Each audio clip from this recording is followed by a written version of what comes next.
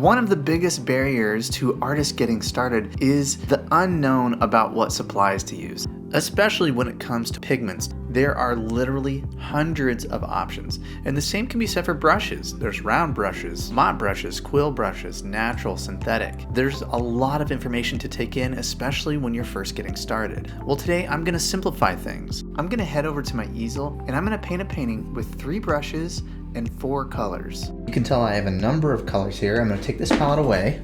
I'm using cobalt blue, cobalt turquoise, raw sienna, rose madder permanent. What I recommend is 1 large mop brush, 1 medium round brush, and then 1 smaller synthetic brush. The large brush we're going to use in the first wash to cover a lot of the paper. When we get into the middle value connected shape, I'm going to use this medium round brush. And then finally, when we get into more of the darks and details, I'm going to use this smaller synthetic brush that has a good point to it. So I've never tried this before. I'm hoping that this will be a fun experiment. Let's see if I can create a painting with just these 4 colors and just these 3 brushes. I've laid out my drawing for the scene. I'm going to be painting this city street scene.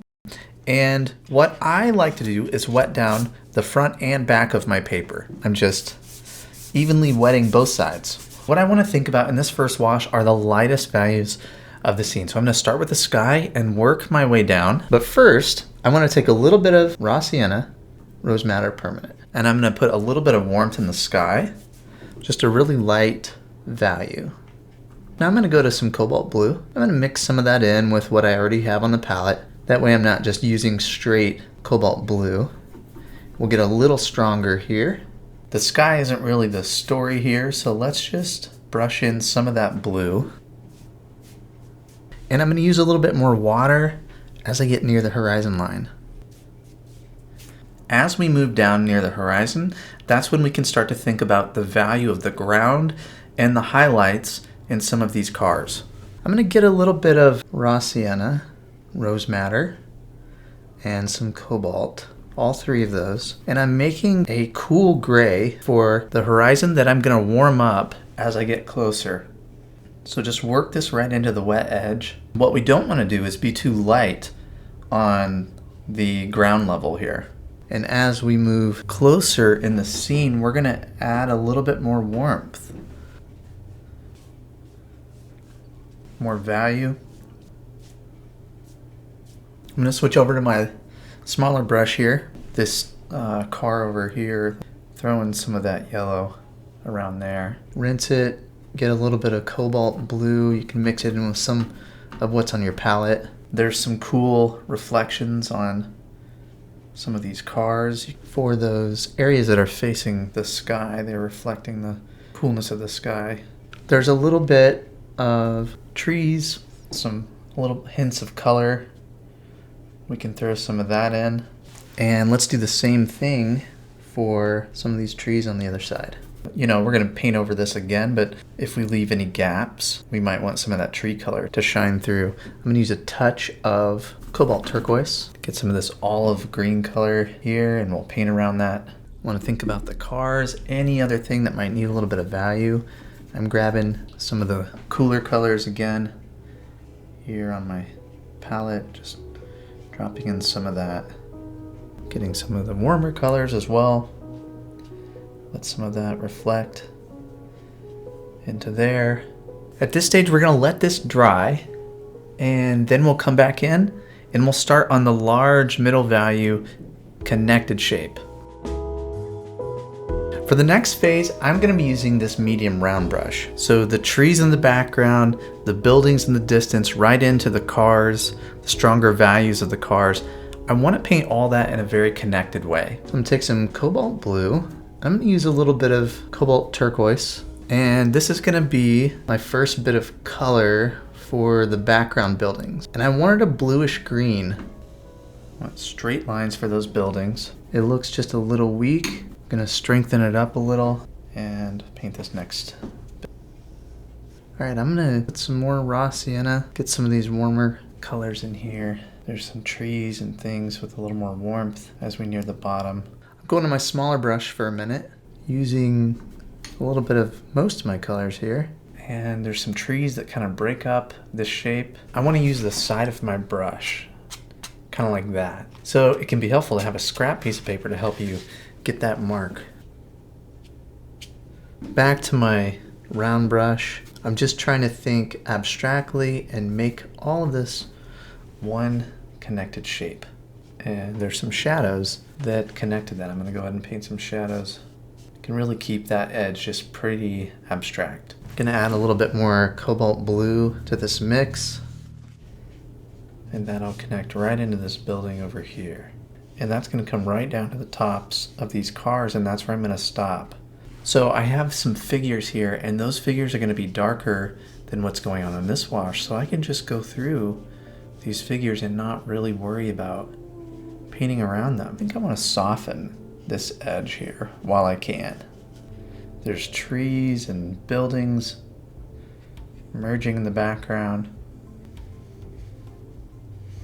All right, and as we get a little closer, the value increases and the warmth increases. So I'm using a little more raw sienna, a touch of rose madder permanent as well.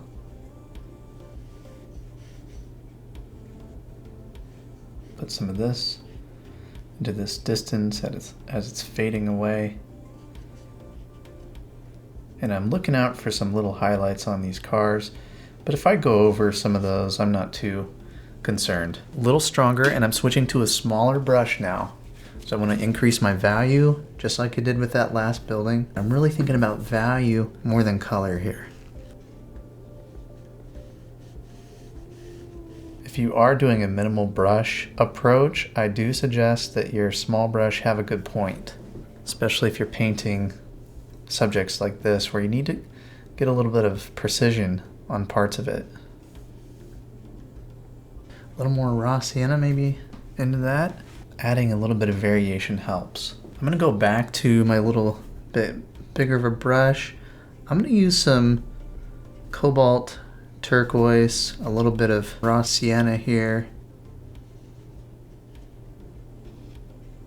See, this is still wet, so I can drop in some darks and get nice soft edges and give the painting a little bit more strength where that light isn't reaching.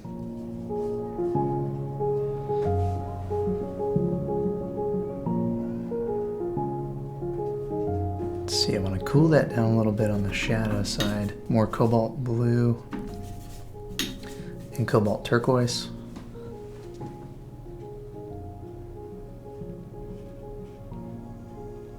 Touching that wet edge, letting that just kind of melt into this shape here.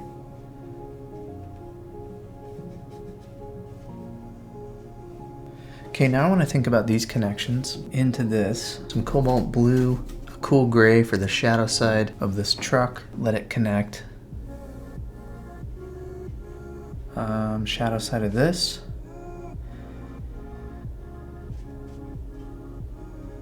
Same, take some raw sienna mixed in with some of this cobalt blue. This is the shadow side of this car. Let's see if there's anything we want to do over here while this is still damp. Scratch in a few little highlights on some of these trees. Little light pole, just little things that are catching the light. Same thing over here.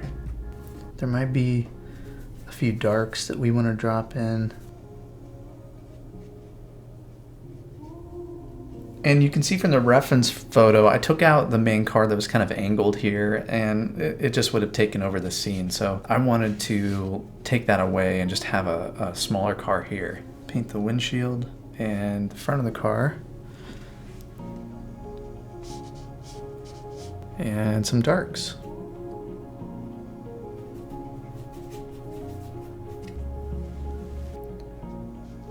Time to start thinking about this figure.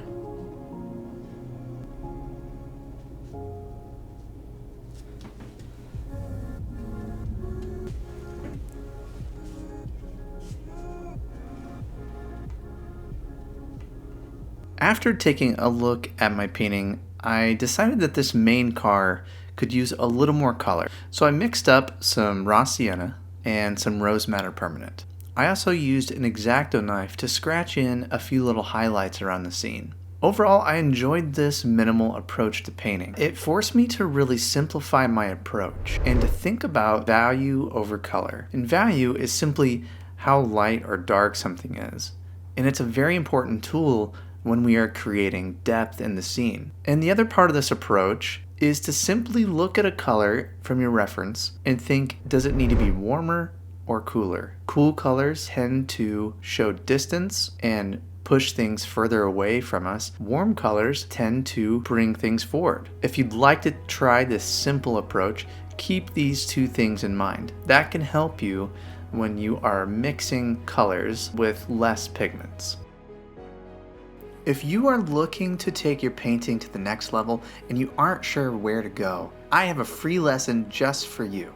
The 7 Secrets of Fresh and Powerful Painting. I talk about important ideas about simplification, your brush work, and most importantly, knowing when to put the brush down so you don't overwork your painting. When you sign up for this lesson, I have a few other things I want to give you. One is a checklist. This checklist acts as a simple reminder to keep you on track each time that you paint. I also include my watercolor supplies guide. So if you have questions about paper, about brushes, about pigments, then this can point you in the right direction. So if you're ready to take the next step in your painting, follow the link below or go to learntopaintwatercolor.com/7 secrets, the number 7 secrets. So keep working at it, keep painting and moving forward, and I'll see you next time.